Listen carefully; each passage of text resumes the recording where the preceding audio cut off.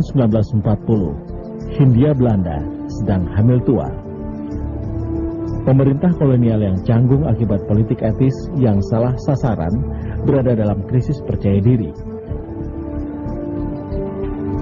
Ketika pemuda-pemuda pribumi mulai mengambil peran dalam politik yang terorganisir. Di penghujung kekuasaan kolonial Belanda, Abdurrahman Adakil lahir di Jombang, Jawa Timur pada tanggal 4 Agustus 1940. Adakil berarti sang penakluk, sebuah nama yang diambil Wahid Hasim orang tuanya dari seorang perintis dinasti Umayyah yang telah menancapkan tonggak kejayaan Islam di Spanyol. Belakangan kata Adakil tidak cukup dikenal dan diganti nama Wahid, Abdurrahman Wahid, dan kemudian lebih dikenal dengan panggilan Gus Dur. Panggilan kehormatan khas pesantren kepada seorang anak kiai yang berarti abang atau mas. Kami 6 bersaudara, Gus Dur yang sulung. Gus Dur lahir di Jombang. Dan seingat saya, dari kecil Gus Dur memang mempunyai beberapa kelebihan dibanding dengan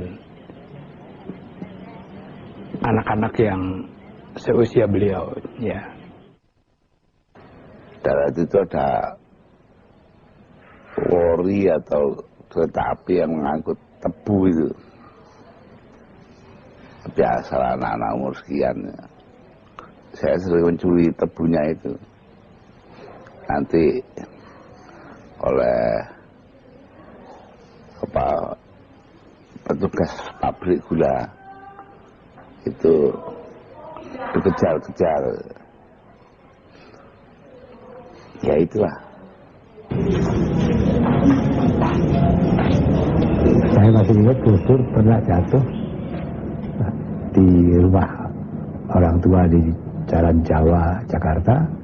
Itu ada atap beton, terus Gus Dur main layangan, jatuh, tangannya patah, terus dibenarkan oleh dukun patah, tapi masih kelihatan bekasnya ya.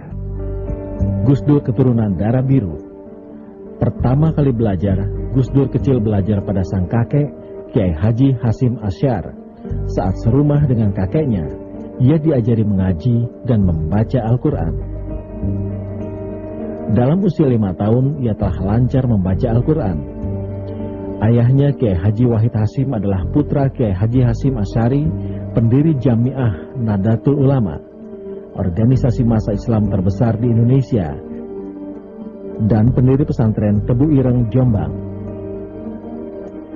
Ibundanya Nyonya Haja Soleha adalah putri pendiri pesantren Den Anyar, Jombang, Kiai Haji Bisri Samsuri. Kakek dari pihak ibunya ini juga merupakan tokoh NU yang menjadi Rais Am PBNU setelah Kiai Haji Abdul Wahab Hasbullah. Dengan demikian, Gus Dur merupakan cucu dari 2 ulama NU sekaligus dan 2 tokoh bangsa Indonesia. Tahun 1949, Belanda baru saja mengakhiri agresinya yang kedua di Indonesia. Kiai Haji Wahid Hasim diangkat sebagai Menteri Agama pertama. Gus Dur dan keluarganya mengikuti sang ayah pindah ke Jakarta. Pada saat sang ayah pindah ke Jakarta, Wahid sempat sekolah di sekolah dasar Kristen sebelum pindah ke SD Matraman Perwari. Ia juga diajarkan membaca buku non-muslim, majalah untuk memperluas pengetahuannya. Gus Dur juga mengikuti les privat bahasa Belanda. Guru lesnya bernama Willem Bull, seorang Jerman yang telah masuk Islam yang mengganti namanya dengan Iskandar. Secara tidak langsung, Gus Dur juga mulai berkenalan dengan dunia politik dari kolega ayahnya yang sering datang ke rumahnya. Ayah saya sering datangi Pak Husen dari Banten. Saya tahunya itu, dari ketok-ketok pintu, saya buka pintu. Dia bilang, Bapak ada. tunggu sebentar ya. Saya ke dalam, beritahu ya ayah saya, ada Pak Husain dari Banten. Oh, ayah saya segera bangun terus bilang kepada saya, katakan pada ibu bahwa Pak Husain Banten datang. Lawan menjelang matinya pada tahun 94. Ibu saya mengatakan pada saya, kamu ingat nggak Pak Husain Banten yang sering datang ke rumah? Iya Pak, itu Tan Malaka itu. Jadi saya itu dekat sekali dengan orang lain. Nggak seperti sekarang lalu jadi jauh. Pada bulan April 1953, Gus Dur pergi bersama ayahnya mengendarai mobil untuk meresmikan madrasah baru di Sumedang. Sampai di Cimindi, di pinggiran kota Bandung, itu mobilnya selip, nabrak truk. Karena saya duduk di depan, saya selamat. Ayah saya dan Pak Rego Sucipto yang duduk di belakang jatuh ke jalan. Gus Dur selamat, akan tetapi sang ayah meninggal. Kematian ayahnya membawa pengaruh tersendiri dalam kehidupan Gus Dur. Saya ingat Gus Dur menang lomba tulis ketika SD di Jakarta. Jadi memang kemampuan menulisnya ada bakat gitu. Ironis, saat Gus Dur masuk sekolah menengah pertama, ia tidak naik kelas. Tahun 1959, Wahid pindah ke pesantren Tambak Beras di Jombang. Di sana sambil belajar, ia merintis karir pertamanya sebagai guru.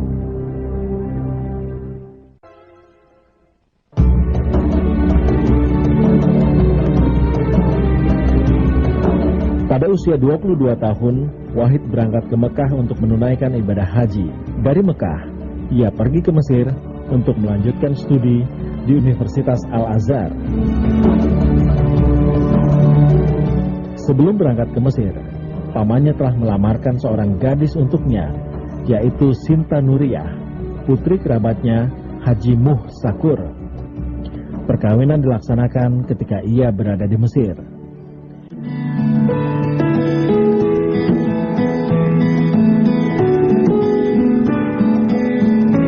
Ketika saya jadi santri di Tambak Beras, kemudian beliau sebagai guru saya.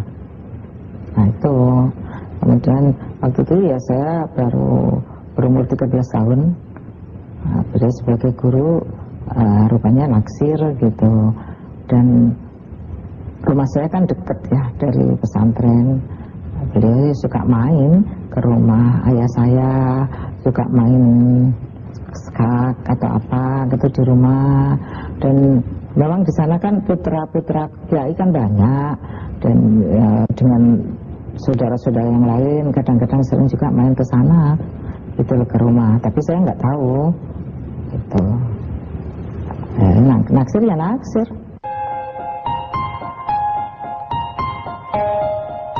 Waktu itu paman saya jadi sepupunya ibu,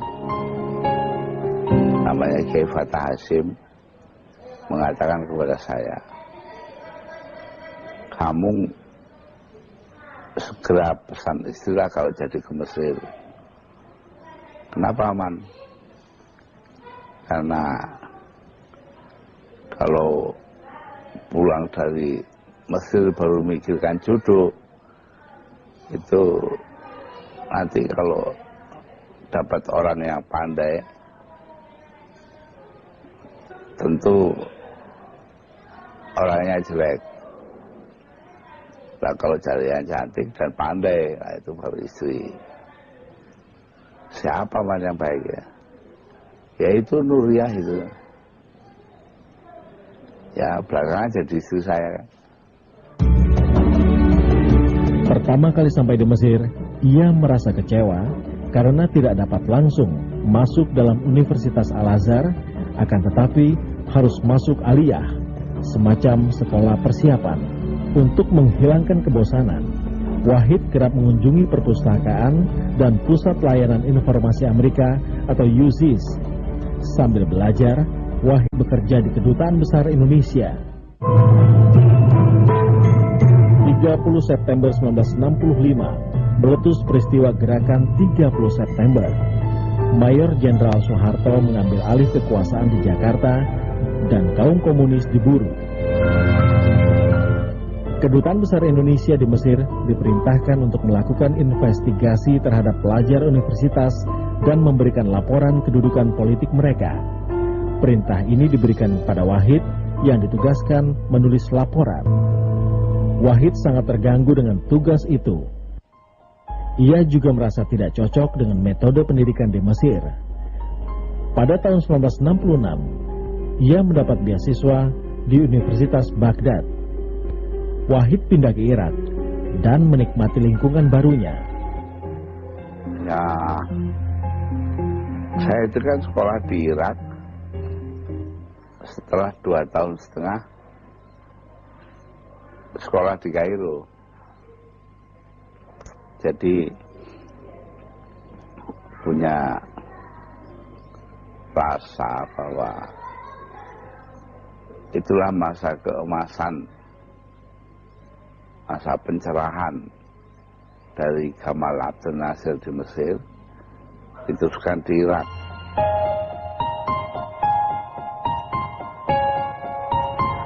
Di Irak saya belajarnya pada Universitas Baghdad. Setiap hari itu saya pergi ke perpustakaan Syekh Abdul Qadir Jailani. Nah, disitulah saya lalu belajar bahwa di samping Islam banyak pemikiran-pemikiran lain. Tahun 1970, Wahid menyelesaikan pendidikannya di Universitas Baghdad. Ia pergi ke beberapa negara Eropa sebelum kembali ke Indonesia pada tahun 1971. Wahid sangat piawai menulis, dan itu membuka jalan baginya untuk berkarir sebagai jurnalis dan kolumnis. Wahid menulis untuk majalah Tempo dan koran Kompas. Artikelnya diterima dengan baik dan ia mulai mengembangkan reputasi sebagai komentator sosial. Sebagai keturunan dari Trah Wahid, ia diminta untuk memainkan peran aktif dalam Nahdlatul Ulama. Permintaan ini berlawanan dengan aspirasi Gus Dur sebagai intelektual publik. Ia pun 2 kali menolak tawaran untuk bergabung dalam Dewan Penasihat Agama NU. Setelah kakeknya Kiai Bisri Sansuri memintanya untuk ketiga kali, akhirnya Wahid menerima tawaran tersebut. Keinginannya untuk mereformasi NU yang membuat Gus Dur merubah pendiriannya.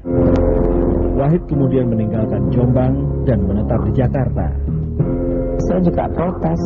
Loh, dulu katanya mau jadi seorang pendidik, pokoknya menjadi pendidik gitulah. Kok sekarang jadi politisi gitu. Ya terus gimana gitu. Ya karena itu panggilan hati saya dan saya dididik sendiri sama Mbak Bisri gitu. Jadi saya nggak bisa menolak gitu. Ya udah, walaupun saya menerima nggak menerima, tapi kenyataannya seperti itu. Ya udah, diterima aja. Saat itu rezim Soeharto mereduksi partai-partai menjadi hanya 3. Seluruh partai yang ada sebelumnya harus bergabung ke salah satu partai tersebut. Bersama 4 partai Islam lain, NU kemudian bergabung dalam Partai Persatuan Indonesia atau P3. Pada pemilihan umum legislatif 1982, Wahid berkampanye untuk P3. Pemerintah yang khawatir dengan pengaruh politik Wahid mengganggu kampanye P3 dan menangkap serta menahan Wahid dengan berbagai tuduhan. Namun berkat persahabatannya dengan Jenderal Beni Murdani, Wahid kemudian dibebaskan. Waktu itu hampir tidak ada orang lain yang berani dan mampu untuk bertentangan dengan Pak Harto. Gus Dur punya jaringan NU, di backup oleh masa NU, dan Gus Dur merasa bahwa walaupun Pak Harto mau mengendalikannya, memblokirnya, kalau dia berani dan kalau dia pintar, mungkin bisa menang juga. Pak Harto kan nggak demokratis. Pak Harto itu kan berbuat apa saja itu kan karena kepentingan bangsa. Menurut Raiden berbeda saya dengan dia. Dari pengalaman Gus Dur, ada banyak kerjasama dengan Beni. Bukan karena setuju dengan Pak Beni, bukan karena senang dengan tingkah laku Pak Beni, tetapi mau tidak mau harus ada point of contact supaya bisa ada kompromi. Pokoknya Gus Dur merasa sebagai pemimpin NU, apalagi melihat masa pemuda yang lebih bersemangat untuk turun ke jalan dan ada konfrontasi dengan pihak militer, dengan pihak Orde Baru, ada kemungkinan yang sangat besar bahwa bisa terjadi konfrontasi. Nah, kalau ada konfrontasi, pasti ada banyak yang jadi korban, banyak yang meninggal dunia. Jadi mau tidak mau konfrontasi secara fisik itu harus dihindari. Dan salah satu cara untuk menghindari itu dengan negosiasi dengan beberapa pemimpin seperti Pak Beni. Ya, saya dekat dengan Pak Beni itu karena di BAIS itu dulu saya banyak hubungan, lama-lama langsung nyangkol ke Pak Beni. Dan Pak Beni itu betul-betul orang yang setia kepada sahabat. Dia banyak sekali menolong saya. Waktu itu diperintahkan oleh Pak Harto untuk membunuh Hasyim. Pak Beni beritahukan saya, kasih tahu Iim, nanti malam ada yang datang ke rumah. Jadi sering Iim itu melarikan diri dari rumahnya.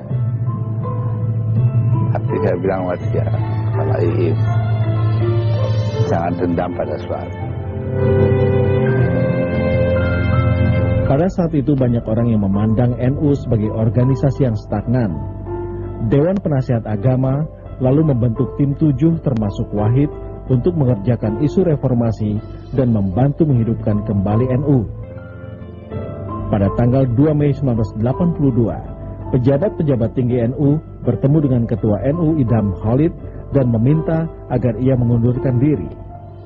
Idam yang telah memandu NU pada era transisi kekuasaan dari Soekarno ke Soeharto awalnya menolak, tetapi akhirnya mundur karena tekanan. Pada 6 Mei 1982, Wahid mendengar pilihan Idam untuk mundur dan menemuinya. Wahid menganggap permintaan mundur terhadap Idam Khalid tidak konstitusional. Dengan himbauan Wahid, Idam Khalid membatalkan kemundurannya. Perpecahan dalam tubuh NU dapat dihindarkan. Tahun 1983, Soeharto terpilih kembali sebagai presiden untuk masa jabatan keempat oleh Majelis Permusyawaratan Rakyat dan mulai mengambil langkah untuk menjadikan Pancasila sebagai ideologi negara. Wahid menjadi bagian dari kelompok yang ditugaskan untuk menyiapkan respon NU terhadap isu tersebut. Pada Oktober 1983, ia menyimpulkan bahwa NU harus menerima Pancasila sebagai ideologi negara. Untuk lebih menghidupkan kembali NU, Wahid juga melontarkan wacana agar NU meninggalkan P3 dan partai politik. NU sebaiknya fokus kembali dalam masalah-masalah sosial sesuai hitoh pada awal pendirian NU. Ide reformasi Wahid membuatnya sangat populer di kalangan NU. Pada Musyawarah Nasional 1984, banyak orang menominasikan Wahid sebagai ketua baru NU. Wahid menerima nominasi ini dengan syarat ia mendapatkan wewenang penuh untuk memilih para pengurus yang akan bekerja di bawahnya. Secara aklamasi Gus Dur kemudian terpilih sebagai Ketua Umum Pengurus Besar Nahdlatul Ulama pada musyawarah nasional tersebut. Penerimaan Gus Dur terhadap Pancasila bersamaan dengan citra moderatnya yang menjadikannya disukai oleh pejabat pemerintahan. Pada tahun 1987, Gus Dur memperlihatkan dukungan lebih lanjut terhadap rezim Soeharto dengan mengkritik P3 dalam pemilihan umum legislatif 1987 dan memperkuat Partai Golkar milik Soeharto. Namun sikap Gus Dur selanjutnya menegaskan karakternya yang bagai pisau bermata dua. Meskipun ia disukai oleh rezim, Gus Dur mengkritik pemerintah dalam kasus proyek Waduk Kedung Ombo yang didanai oleh Bank Dunia. Proyek ini dinilai telah membuat sengsara masyarakat sekitar waduk. Meskipun hal ini membuat keruh hubungan Wahid dengan pemerintah, Soeharto masih mendapat dukungan politik dari NU. Sebagai politikus, Gus Dur dikenal dengan langkah kudanya yang licin. Ia adalah tokoh yang sulit untuk dikuasai. Gus Dur dapat memanfaatkan keluarga cendana dengan mengajak Mbak Tutut berkeliling mengunjungi pondok-pondok pesantren. Di sisi lain, ia juga memantapkan citranya sebagai pejuang demokrat yang kerap kali harus berhadapan dengan kekuasaan. Gus Dur memang banyak melakukan kritik terhadap praktek pemerintahan Orde Baru ketika itu yang otoriter ya. Gus Dur memang bukan saja memberikan legitimasi kepada Pancasila sebagai ideologi negara, tetapi juga seraya dengan itu melakukan kritik terhadap praktek terhadap penyelenggaraan pemerintahan yang menurut saya tidak benar. Misalnya pemberangusan hak bersuara dan berpendapat misalnya. Muncul pada masa Gus Dur pemikir-pemikir muda di kalangan NU yang tidak semua akhirnya pada gilirannya tidak semua orang NU juga suka karena dianggap liberal dan lain sebagainya. Kemudian muncul di dalam NU LSM gitu ya, berbagai bentuk LSM yang bergerak dalam bidang advokasi pemberdayaan masyarakat. Pada tahun 1991, bersama sejumlah tokoh nasionalis dan aktivis demokrasi lainnya, Gus Dur membentuk Forum Demokrasi atau Fordem dan menjadi ketuanya. Fordem dicatat sebagai organisasi yang rajin mengkritik dan menentang kebijakan rezim yang dianggap merugikan rakyat. Pada saat yang sama, Gus Dur menolak masuk dalam organisasi ICMI atau Ikatan Cendekiawan Muslim Indonesia yang dibentuk oleh B.J. Habibie, orang dekat Soeharto saat itu. Gus Dur tidak hanya menolak, ia bahkan menuduh organisasi kaum elit Islam tersebut sebagai organisasi sektarian. Alasan karena Gus Dur dianggap sebagai tokoh oposan, terlibat di dalam pendirian Forum Demokrasi yang sangat kritis terhadap pemerintah. Gus Dur bahkan sangat tajam sekali mengkritik ICMI yang dianggap ketika itu sebagai organ pemerintah untuk mengkooptasi kekuatan umat Islam. Jadi memang sepak terjang Gus Dur pada periode kedua sejak Muktamar Krapyak sampai Cipasung, dan dari Cipasung sampai era reformasi itu memang sangat kritis sekali pada pemerintahnya. Tahun 1998 menjadi tahun terakhir Soeharto berkuasa. Gerakan reformasi dengan mahasiswa yang menjadi kekuatan utama telah menumbangkan rezim yang sempat berkuasa lebih dari 30 tahun itu. Euforia politik melanda seluruh negeri. Partai-partai baru bermunculan untuk berpartisipasi dalam pemilu demokratis pertama setelah 30 tahun kehidupan demokrasi diberangus. Gus Dur tak mau ketinggalan, memanfaatkan kekuatan akar rumput Nahdlatul Ulama membentuk Partai Kebangkitan Bangsa atau PKB sebagai aspirasi resmi warga NU.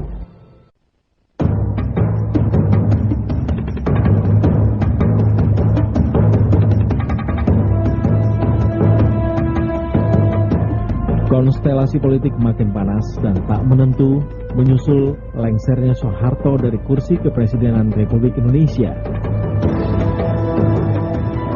Saya memutuskan untuk mendapatkan berhenti dari jabatan saya sebagai Presiden. Sementara di sisi lain, penolakan presiden perempuan juga makin terus mengental. Pada waktu pasca Soeharto, pasti orang seperti Gus Dur akan berperan besar. Memang tidak diduga bahwa Gus Dur akan menjadi presiden, tapi diduga bahwa akan berperan besar. Jadi kalau tidak bisa Pak Habibie lagi, kalau orang tidak senang dengan Ibu Mega, siapa lagi? Ada sebuah proses-proses politik yang unpredictable, yang tidak terduga, yang kalau tidak diselesaikan, maka kemudian bisa menimbulkan risiko-risiko politik yang sangat dahsyat bagi Indonesia gitu. Termasuk misalnya antara misalnya pendukung Megawati dengan Golkar dan kemudian juga kekuatan-kekuatan politik yang lain. Memang kelihatan ada manuver dari Amin Rais buat bawa hasil poros tengah segala macam ya. Tapi diam-diam dia sudah punya kalkulasi. Ini pasti Mega ditolak, dan kalau Mega ditolak, semua partai Islam dan poros tengah di luar PDIP pasti ke saya.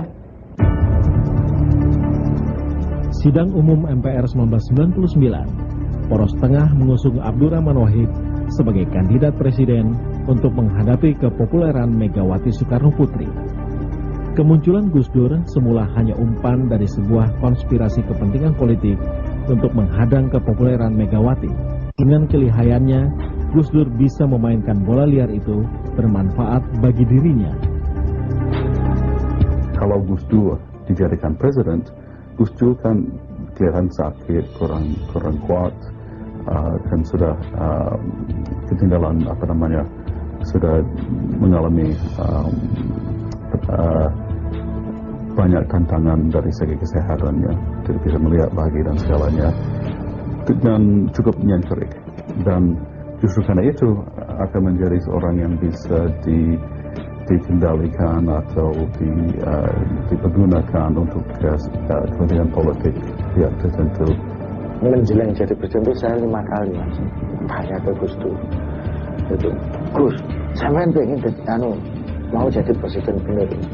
Pertama kali waktu poros, enggak lah bro, enggak ada potongan kita ini nyalon presiden itu.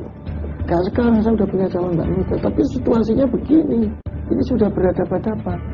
Ya saya nyelamatin aja ini, dia ngomong gitu. Paling tidak untuk calling down. Wah tapi mesti susah loh Gus, konfliknya keras loh. Wes lah yang penting rukun di sini. Soal kok awak dhewe digebuki diopo ya. Ya wes lah, enggak apa-apa lah. Nah kalau yang enggak ada yang mau ngalahin begini nanti kan kacau juga, dia ngomong gitu. Sejarah pun telah tertoreh. Dengan segala keterbatasan fisik yang ada pada dirinya, Gus Dur bisa menjadi Presiden Republik Indonesia keempat dan Megawati sebagai pemenang pemilu mendapatkan kursi Wakil Presiden. Terpilihnya Gus Dur ini dalam kelayakan politik demokrasi sangat kontroversi, di mana jabatan Presiden disandang oleh bukan partai pemenang pemilu. Sekali lagi, ini membuktikan akan kehebatan dan kepiawaian seorang Gus Dur dalam kancah perpolitikan di atas kebanyakan rata-rata orang. Gus Dur itu menjadi presiden tanpa ada satu fraksi pun di MPR DPR yang dia berafiliasi ke sana kan. Jadi ada suatu kondisi yang sedemikian rupa sehingga memaksa bangsa Indonesia untuk menjadikan Gus Dur presiden. Ini kalau kita bicara soal lahiriah. Tapi kalau kita bicara soal hakikah, itu sudah dikehendaki Allah. Kalau Tuhan menghendaki, tidak akan bisa orang menghalang-halanginya. Itu betul-betul dari Allah. Nah ini perang Badar itu. Dan perang Badar itu menang atas pertolongan Allah. Kenapa Allah memberikan pertolongan? Dalam tafsiran saya, karena prajuritnya ini ikhlas. Orangnya ini ikhlas, punya komitmen tinggi gitu loh. Nah sehingga ditolong oleh Gusti Allah. Tapi dalam sejarahnya setelah perang Badar ini perang Uhud. Di situ satu-satunya perang yang Kanjeng Nabi ini kalah. Gitu. Karena apa? Prajuritnya nggak disiplin karena rebutan jarahan perang. Gitu loh. Nah ini yang kudu waspada gitu. Dia Gus Dur. Gaya Gus Dur yang sangat bersahaja dan egaliter tercermin dalam gaya kepemimpinannya ketika mengurus dan mengelola negara. Istana yang semula angker kini berubah menjadi sebuah istana rakyat. Istana negara adalah dari rakyat untuk rakyat. Karena itu tidak ada sakralisasi di dalam istana. Karena itu dari rakyat, rakyat boleh. Masa rakyat tidak pernah bisa melihat istana? Padahal itu dari rakyat. Gus Dur tidak pernah menjadi seorang pemimpin yang biasa. Dan memang latar belakangnya pesantren, itu salah satunya. Tapi lebih dari itu kan Gus Dur sudah biasa menjadi seorang pemimpin masyarakat sipil. Apalagi masyarakat sipil di desa-desanya. Dan menjadi seorang figur yang oposisional terhadap Orde Baru. Ya, jadi ada faktor dunia pesantren, ada faktor Islam tradisional, ada faktor tingkah laku orang masyarakat sipil, dan juga ada pengalaman menjadi oposisi. Nah, semuanya dibawa ke istana. Awalnya duet Gus Dur Megawati diyakini banyak pihak akan langgeng dan kuat. Terlebih ditopang dengan susunan kabinet persatuan yang mengakomodir hampir semua kekuatan politik. Namun, penggantian Laksamana Soekardi dari jabatan Menteri Negara BUMN dan Yusuf Kala dari jabatan Memperindah menjadi bibit perpecahan. Gue ngomong ke Gus Dur waktu ketemu, ada saksinya waktu itu Pak Dharma, saya bilang, gini, Gus sampean iki neng kene duduk di pusaran arus ini Gus. Terus ya apa terus? Ya kalau pusaran arus itu kan mesti banyak dikelilingi arus-arus yang lain. Jadi ini pusat sampai mesti dikelilingi arus yang lain. Setan, jin, demit itu mesti ada di putar sampean. Dan kayaknya semuanya pakai topeng malaikat. Gitu. Nah ini yang susah sekarang ini bedakan antara demit, jin, setan dengan malaikat yang topengnya semua malaikat. Gitu. Ya, saya paham namanya presiden. Di situ pusat kepentingan, di situ pusat kekuasaan, di situ pusat pertarungan. Dan di situ juga pusat segala informasi akan masuk untuk mainkan pertarungan itu. Ada yang memberi sumbangan yang macam-macam karena niatnya baik, tapi pemahaman mereka sangat terbatas. Jadi ada unsur kampungan juga. Ada orang yang lain yang mendekati Gus Dur karena mencari kepentingan pribadinya.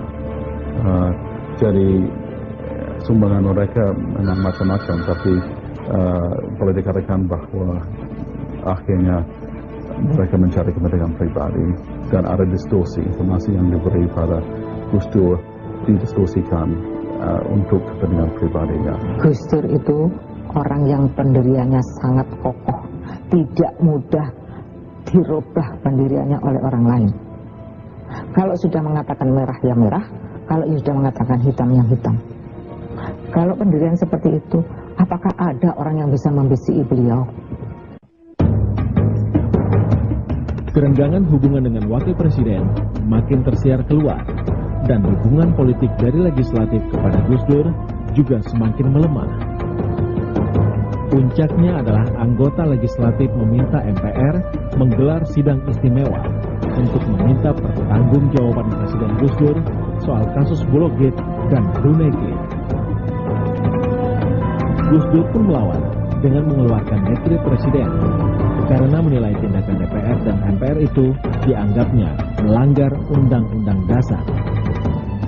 Setelah dekret bisa dibacakan, istana kami waktu itu teman-teman LSM yang pro Gus Dur, ya kan, dari gerakan-gerakan buruh, Bongkar Papan, CS, di bawah tokoh-tokoh banyak lah.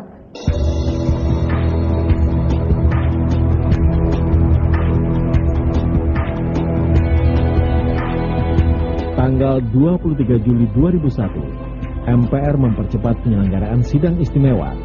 Presiden Gus Dur sampai akhir jabatannya tetap bersikukuh menolak memberikan pertanggungjawaban dalam sidang istimewa MPR itu, sehingga MPR menetapkan untuk mengangkat Wapres Megawati menjadi presiden pada 24 Juli 2001 menggantikan Gus Dur.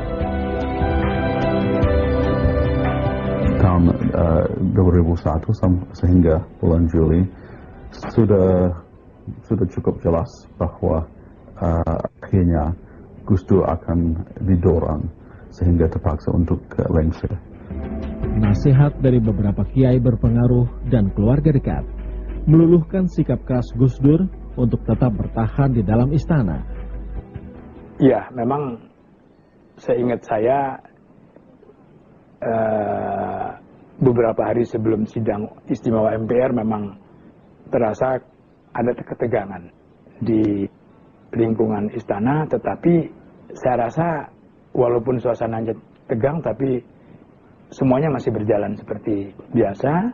Memang waktu itu situasinya kan hektik banget ya, maksudnya wah udah bergelora gitu, udah gak jelas lah gitu, orang istana udah kayak pasar. Saya sempat, udahlah Pak, Bapak waktu itu nyawatnya gini, ini bukan masalah aku, ini masalah lembaga presidennya gitu. Pemerintah di Indonesia adalah kabinet presidensial. Kalau sekarang saya tidak menjadi kepala pemerintahan dengan dalih apapun, maka saya melanggar undang-undang dasar gitu. Kalau saya harus berhenti, ya berhenti. Gitu aja kamu mesti mikirin, nggak perlu dipikirin saya berhenti apa enggak. Kamu nggak bisa, nggak boleh mikir seperti itu. Mikir hanya untuk keselamatan lalu kita melanggar undang-undang dasar, nggak bisa seperti itu. Itu ucapan beliau. Untuk sebuah jabatan tidak layak harus mengorbankan atau harus ditebus dengan pertumpahan darah pada waktu itu. Ya. Makanya ketika pengikut-pengikut sudah maju rela mati, Bapak menahan, tidak perlu itu, tidak perlu, tidak usah. Bapak diangkat juga untuk diberi amanat untuk rakyat. Tapi sekarang kalau diturunkan, buat apa rakyat akan menjadi korban? Waktu itu malam-malam saya datang, saya lagi makan gitu, makan. Saya makan. Situ ada Mbak Ina, ada Mbak ini turun. Waktu itu ada siapa yang datang, Pak Adi Masardi, entah siapa gitu. Terus ngomong, Gus di luar banyak orang Gus, dengan solidaritas kesampaian itu. Sampai kok kalau bisa sampai ngasih ucapan salam aja. Ya mas saya gitu. Terus, Gus nggak ganti pakaian dulu, nggak usah lah biar kita lebih familiar, kok nggak formal aja kok. Langsung keluar aja. Waktu Mbak Ina juga, Bapak masa pakai celana pendek Pak? Ya itu, maunya mau ke kamar ganti celana dan digeret agak keluar pintu, ya sudah langsung keluar aja Gus Dur. Awi-awi itu, itu terjadilah kejadian Gus Dur pakai celana pendek di depan istana malam-malam. Masa presiden kok di lembaga kepresidenan yang sangat sakral ini kok pakai celana pendek? Ini kan melecehkan ini. Padahal itu soal teknis saja. Dia mau ganti lalu nggak keburu, ajudan keburu narik ke depan pintu. Walaupun terlihat murung, tapi beliau masih bisa bergurau seperti biasa, ya.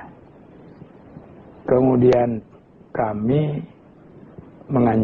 menganjurkan beliau untuk melakukan pemeriksaan kontrol ke Amerika, ya, ke John Hopkins Hospital yang sudah tertunda sebetulnya. Dengan diiringi beberapa kerabat dekat, Gus Dur keluar dari istana untuk segera melakukan pengecekan kesehatan di luar negeri.